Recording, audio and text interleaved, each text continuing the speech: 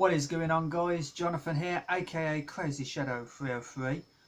For the first time in this channel's history, this is the Ipswich versus West Bromwich Albion and Swansea versus West Bromwich Albion match reviews. If you've been following me on Twitter, you'd know why I'm doing a double match review. For those that don't, basically I wasn't able to do the Ipswich match review when I planned to do it, for the simple fact there was a medical emergency in my family. So I was a little preoccupied with that. That lasted all weekend. I was at the hospital all weekend with my family member, but you'll be pleased to know that all is well, the worst is over, and my family member is now fully recovered and back at home, safe to say. But it was a bit touch and go, so of course that would explain the inactivity on the channel for the past few days or so. So yeah, first time in the channel's history that I am doing a double match review. Yeah, 6 points from both games, the maximum possible. That in itself is really good news for the Albion, considering the bad spell we went through last month and start of this month. In fact, right up to the Leeds game, we had that bad spell, didn't we, where we couldn't even buy a win, it seemed. But yeah, 2 away games, 2 2-1 wins, and in different styles, it has to be said. Last Friday, at Portman Road, Ipswich versus West Bromwich Albion, we controlled the majority of that game on Friday. And Ipswich, fair play to them, they did give a go. But you could always see us, you know, with how dominant we were in possession and our work rate off the ball as well. You could see it was always going to be an Albion win. Sorry, Ipswich fans, but, you know, when you're bottom of the table, nothing seems to go your way, does it? But yeah, dominated the game. The first goal, Rodriguez's goal, 100th career goal, I think, or it was a milestone goal, but I can't remember for the life of me what milestone it is. But well done, J-Rod, you know, for reaching that milestone. I'm sure you guys are going to roast me in the comments about which goal it was, but, you know, today is Thursday night and that game was last Friday, so it seems like an eternity ago. So excuse me if I'm a bit sketchy on the details. But yeah, Gibbs started the move. The first cross wasn't all that good, but luckily I think it was Jake Livermore or Matt Phillips. They collected the ball. And I haven't turned my phone on silent, brilliant. But they collected the ball and crossed it back into Gibbs, who, you know, gave him a second bite of the cherry, so to speak. So he nods it down, and Rodriguez, classic poacher's goal, just spins around the defender into the net, past the keeper, 1-0 Albion. And the second goal, counter-attacking at its finest. It started from an Ipswich corner, and they made a complete mess of it. Their defenders, or rather their players, were getting in the way of each other. Matty Phillips, cool as you like, collects the ball, bombs like 2/3 of the way down the pitch. Harvey Barnes is on the other side of the pitch, and he promptly waits. Matty Phillips waits for the pass. Perfect pass into Harvey Barnes. Harvey Barnes takes the defender on, gets past him and buries it bottom corner. And yeah, by that time, you know, 2-0 and cruising. And it could and probably should have been more than 2-0. But then classic Albion, we do set up a nervy finish for ourselves. We basically shoot ourselves in the foot. And by we, I mean Adrabayo. You know, just the ball's looping over in the defensive box. Just put your laces through it, mate. Just clear the ball. You know, I see what he was trying to do. He was trying to knock it down for Hegazi because Hegazi was facing the right way to hoof it down, and Adebayo was facing his own goal. But he completely messed the touch up, and of course their striker, you know, their poacher's goal, so to speak, you know, from our mistake.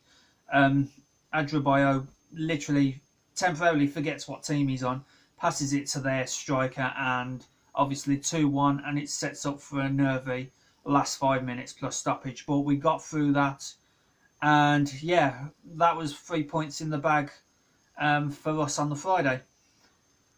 Now on to last night's game. Another away game, another 2-1 win, but this one we had to work harder to achieve than the Ipswich game, it has to be said. Like I said, 2-1 wins, but earned in two different styles. First one, we were the dominant team. Second one, you know, Swansea went ahead.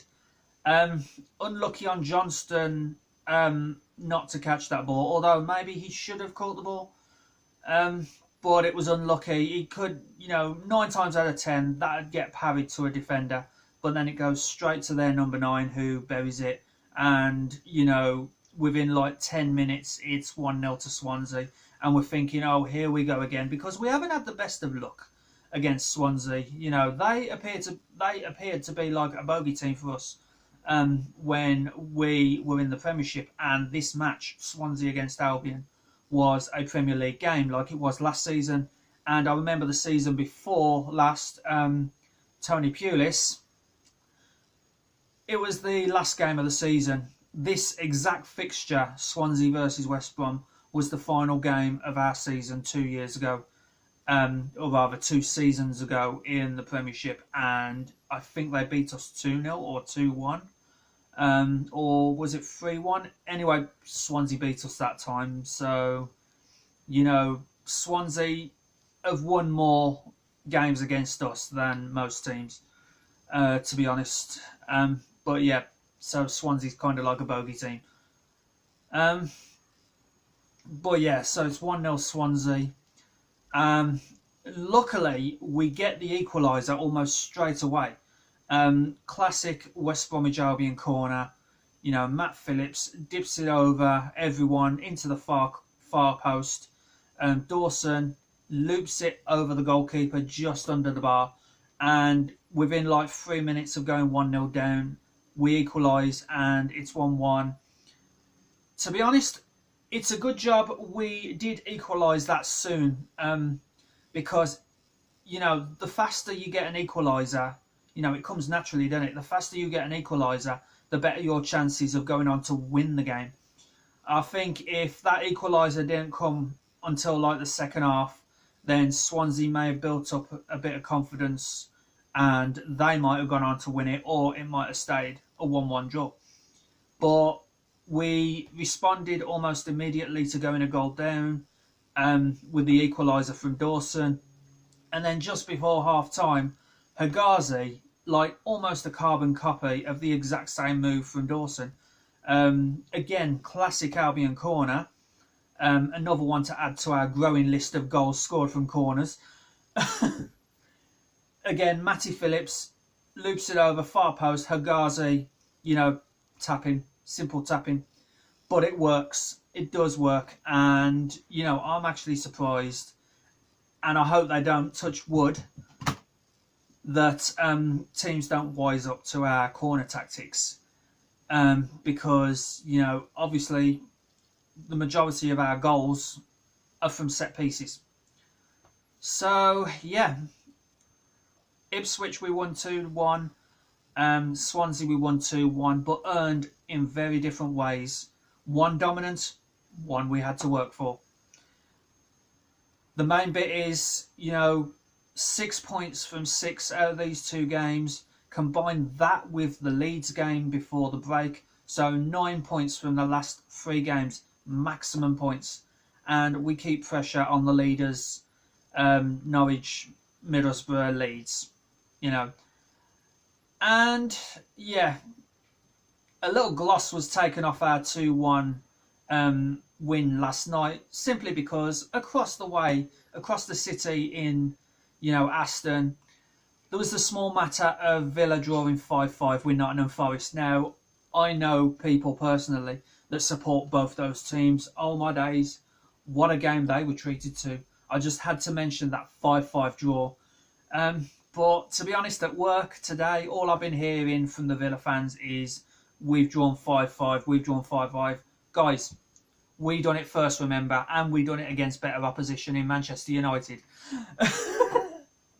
Oh, they call us obsessed. Yeah, with results like that, 5-5. Yeah. And that's it, guys. Hope you enjoyed this double match review. Apologies for not getting the Ipswich game out, over the weekend.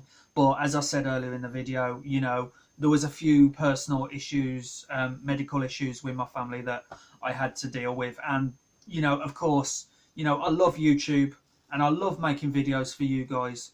But obviously, when it comes to that, family has to come first, I'm afraid. So thanks so much for watching, guys. Leave a like. Subscribe to Crazy Shadow 303 if you haven't already done so. And hit that bell icon to join my Shadow Squad to get notifications on all new videos on the channel. And I've had a few more subscribers since the last video. I just want to say to those new subscribers, welcome to the Shadow Squad.